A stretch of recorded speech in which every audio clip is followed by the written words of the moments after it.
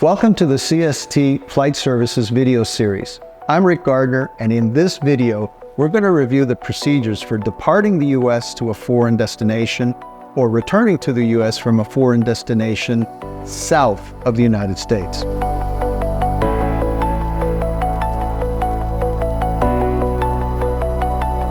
If you have not already done so, be sure to watch the video on documents and equipment for international flights. I'll leave you the link right here. This video assumes that you're flying a land-based private aircraft under the Federal Aviation Regulations 14 CFR Part 91 between the U.S. and foreign destinations in the Western Hemisphere south of the U.S., including Mexico, Central America, the Bahamas, and the Caribbean. This video does not cover procedures for flying to or from Canada. If you plan to fly under 14 CFR Part 135 of the Federal Aviation Regulations, or if you plan to overfly the U.S. without landing or taking off from the U.S., then please contact us, as additional regulations can apply that are not covered in this video. There are two major topics that you need to be familiar with when it comes to departing or arriving in the U.S. on international flights.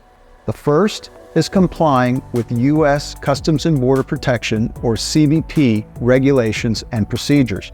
The second are the procedures for crossing the Air Defense Identification Zone, or ADIZ. Let's start with a departure from the U.S. to an international destination. U.S. regulations allow us to depart from any airport in the U.S. unless CBP specifically instructs us otherwise. If you plan to take expensive items like camera equipment, photographic equipment, guns, or any other items that CBP may want to charge you duties on or may consider as an importation when you return to the U.S., then before you leave the U.S., you need to take those items to a CBP port and complete a Form 4457. That proves that those items originated in the U.S. You must also file an electronic Advanced Passenger Information System, or APIS, manifest and receive a departure receipt email from the Department of Homeland Security no later than 1 hour prior to your departure. When completing the APIS manifest, be sure to capture the crew and passenger names exactly as they appear in their passports. And don't forget to include the foreign airports that you plan to operate to within the following 24-hour period. If you decide to depart earlier or later than the time submitted in your APIS manifest, then you must follow the CBP instructions that are included in the departure receipt email, and that may require you to file a new APIS manifest. The departure receipt email from DHS looks something like this image. Note that this email provides you with an opportunity for you to confirm that the information you think you submitted in your APIS manifest is what was actually received and approved by DHS. The departure receipt email also includes important instructions on what you are required to do and the time tolerances you are allowed for your departure, so read it carefully. Surrounding the U.S. on the Atlantic, Pacific, Gulf of Mexico, and U.S.-Mexico border is an Air Defense Identification Zone, otherwise known as the ADIZ, which is monitored by several government agencies, including the military. 14 CFR Parts 45 and 99 cover the regulations pertaining to fly into or across the ADIZ. But basically, they boil down to four distinct things. First, you must be on an active flight plan, regardless of under IFR or VFR. And the VFR flight plans are called Defense VFR flight plans, or DVFR. Just filing a flight plan doesn't count. You also have to activate it. The second is you need to be squawking an appropriate discrete transponder code provided by USATC or by flight service. Note that when you're departing the United States under VFR, you may not receive a discrete transponder code. Next, you need to be talking to ATC or monitoring ATC on your aircraft radio. And lastly, your aircraft must have at least 12-inch tall numbers that comply with the specifications in Part 45.29. Please note that flight following alone does not comply with the regulations for crossing the ATIS. You must be on an active flight plan. When we are departing the U.S., you should proceed to file your IFR flight plans exactly like you do your domestic flight plans. VFR flight plans, however, must be filed and activated with Flight Service, either by telephone or by using an electronic app like the one from Leidos or Garmin Pilot. It is very important that you activate your flight plan once you are airborne using either a remote communications outlet, a cell phone, or the app. Just filing the flight plan is not enough. Remember that Tower, Departure, North Center cannot see VFR or DFR flight plans. Only Flight Service can. Depending on where you depart the US, you may not receive a discrete transponder code for a DVFR flight plan leaving the US. Remember, flight following alone, without filing and activating a flight plan, does not count. Avoid loitering in the ATIS, especially if you were not given a discrete transponder code. Activating your DVFR flight plan is easy, as there are numerous RCOs along the Florida coastline as well as the US-Mexico border. Once you have crossed the ATIS and reached your intended destination, don't forget to close your flight plan. IFR flight plans can be canceled the way that you would normally do, with ATC in the air or on the ground. DVFR flight plans have to be canceled directly with Flight Service. Now let's review the procedures for returning to the US from a foreign destination south of the US. CBP considers south of the US to be anywhere in the Western Hemisphere other than Canada and Bermuda. Before you depart the foreign country for the US, make sure that your CBP decal is attached to your aircraft.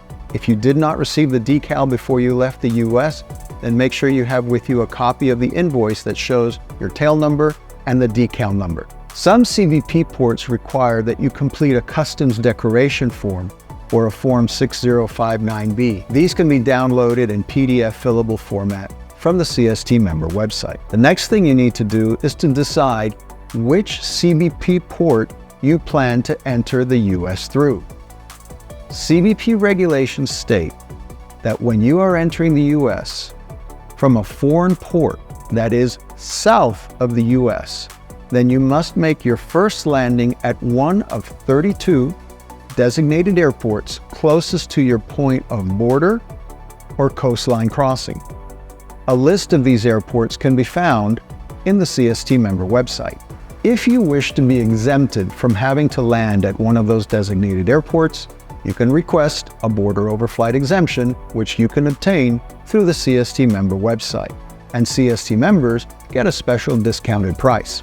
As you can see from the map, there are a number of designated airports conveniently located along the US-Mexico border, the coast of the Gulf of Mexico, and South Florida. You must fly directly to the one closest to your point of border or coastline crossing. Note that you cannot overfly one designated airport while en route to another designated airport or any airport where CBP is present unless you have obtained a border overflight exemption. As with many things in life, there are always exceptions. As you can see in this map, there are a handful of CBP designated airports that are located further inland, and you may actually have to overfly a designated airport to get them. As long as you obtain permission to land from CBP at one of those ports, you should not have any issues. There are some exceptions in South Florida as well. The CBP field office in Miami published an information bulletin that indicates that you may proceed directly to any one of the 8 designated airports that are part of their field office, even if the airport of intended landing is not the one closest to the point of coastline crossing, and even if you have to overfly another one or more of the 8 airports to get there. This makes arrival more convenient in South Florida and avoids saturation at certain CBP airports. In 2016, CBP opened a facility for private aircraft arrivals at the Marathon, Florida airport located in the Florida Keys. While technically not a designated airport, CBP officers at that facility will allow you to use it as a port of entry as if it were a designated airport. We recommend that you record the name or initials of the officer that authorizes you to use it as a first port of entry.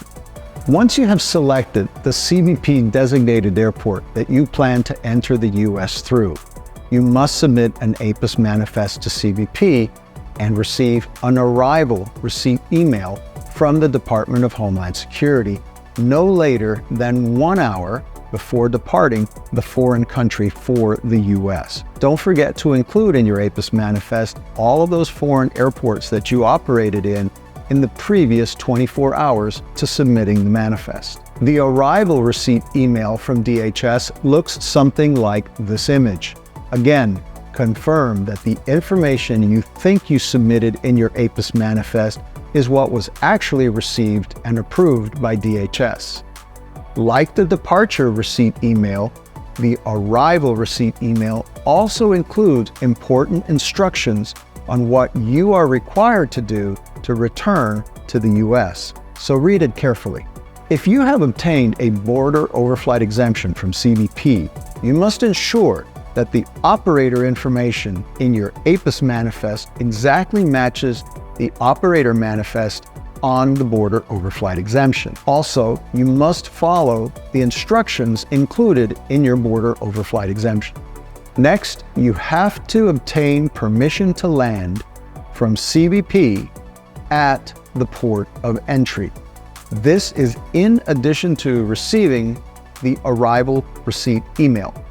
We recommend that you always record the name, badge number, or initials of the officer that granted you permission to land. When CBP grants you permission to land, you should receive an email similar to this one. Review it carefully to make sure that it is consistent with what you had requested.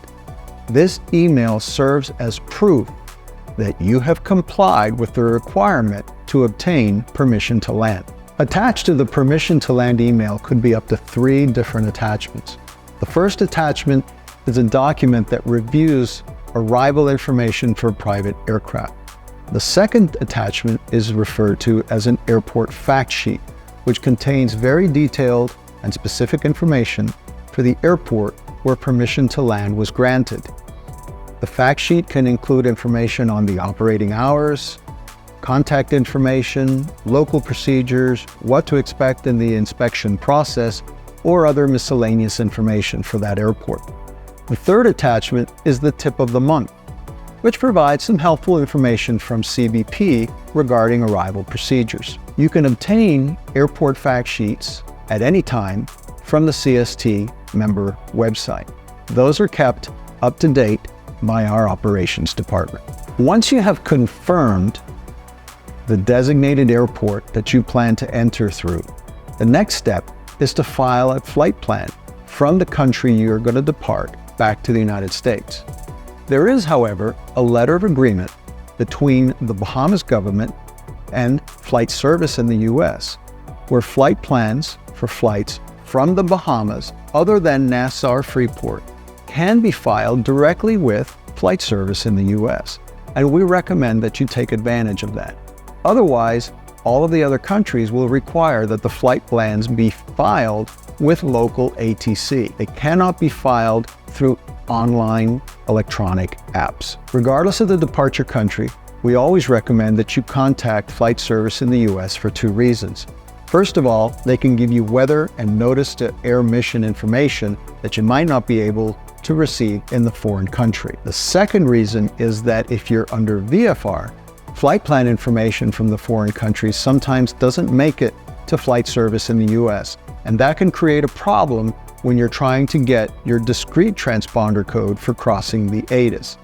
By advising Flight Service of your intended flight route, they can capture that information in their system so that regardless of whether the flight plan information arrives or not, you are already in their system.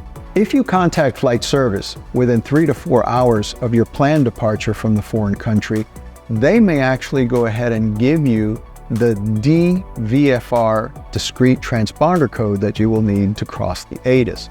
Bear in mind, however, that is an anticipated code number, and there is a remote possibility that it could change. So you must always be sure when you activate your flight plan through an RCO that you confirm the exact squawk code that you have been issued to cross the ATIS. Before you cross the ATIS, flying back to the US, you need to be sure you are on an active flight plan and you are squawking a discrete transponder code and you're either talking or monitoring ATC before you penetrate the ATIS. For IFR flights, the squawk code active flight plan issue is done automatically. For VFR flights, you must contact flight service through an RCO to obtain your discrete transponder code before penetrating the ATIS. On occasion, foreign ATC may give you a discrete transponder code when transitioning through special airspaces in their country. Don't forget, those codes mean nothing to US ATC or the US military. You must always be squawking the code given to you by flight service when you're under VFR. If you later contact approach or center in the US and US ATC gives you a new discrete transponder code, then follow US ATC instructions. Unless you want your very own military air show with you as the main attraction, you absolutely do not want to cross the Air Defense Identification Zone squawking 1200. Upon landing, ask ATC for instructions to taxi to the location specified in the airport fact sheet. Once you have shut down at the specific location indicated in the airport fact sheet, you may open the aircraft door. However, you should remain with the aircraft. Traveler movement outside the immediate aircraft area or interaction with other travelers is not permitted unless you have specific and direct CBP authorization. In all cases, remember, be reasonable and be responsible. If your aircraft has an APU and the exhaust is above 8 feet above the ramp, you may leave that APU on at your discretion. Otherwise, you must shut down your APU. Be prepared to present all of the documents that are indicated in the airport fact sheet or any other documents that the CBP officer may request. And if you have not done so already, don't forget to close your flight plan. Remember, the tower, center, approach cannot see or close VFR flight plans. That can only be done with flight service. So even though you landed under VFR at a towered airport, you still have to contact flight service to close that flight plan. Here are some other important CBP topics to keep in mind. If you make any changes to an already submitted APIS manifest, you may need to submit a new manifest. For example, changes to crew or passengers require a new manifest. If you change the date of your flight, you have to submit a new manifest. And remember that the moment you submit a new APIS manifest, all of the approvals for the previous manifests are no longer valid, and you will now have to wait for a new approval for the manifest that you just submitted. And lastly, if you cancel a flight, you must cancel the APIS manifest. This helps CBP to understand how many aircraft they can expect at the port, and it also avoids a permission to land being denied to a pilot because they wanted to land at the same time that you had put in the manifest that you are no longer going to use. Once you cancel your APIS manifest, you should receive an email from CBP that looks similar to this one, confirming your cancellation. If for some reason your request for permission to land is denied, you should also receive an email similar to this one. If you are conducting a private flight and a CBP officer instructs you to fax or email information that includes any personally identifiable information such as dates of birth, addresses, passport number, passport expiration date. Ask to speak with a CBP supervisor or contact CBP General Aviation headquarters. You should never be asked to provide that information through an unsecure channel. Transporting more than $10,000 in currency or financial instruments is not a crime, but failing to report it is a crime. Don't have your money confiscated or don't have fines assessed against you by failing to report it. This is true not only when leaving or returning to the US, but foreign countries as well. Some additional tips. If you're apprehensive about making your international trip under VFR and you are rated and capable to fly under IFR, you might want to consider doing that instead on your first flight. Always check notices to air missions, most especially on international flights. On flights returning to the US, we recommend checking with Flight Service to make sure that you've received all pertinent NOTAMs and weather. Pilots sometimes forget that VFR flight plans and IFR flight plans are handled by two completely separate systems. VFR flight plans can only be seen, activated, or closed by Flight Service. IFR flight plans can only be seen, activated, or closed by ATC. So don't ask the tower to close your VFR flight plan because they will not be able to do so. You must call Flight Service. For more information and resources for planning and executing an international flight, the CST member website contains a wealth of resources that we have amassed over many years of experience and kept up to date as regulations and procedures are updated. This concludes our video on US regulations. We hope you found this information useful. Take advantage of all the other videos on the CST member website for additional information on making international flights.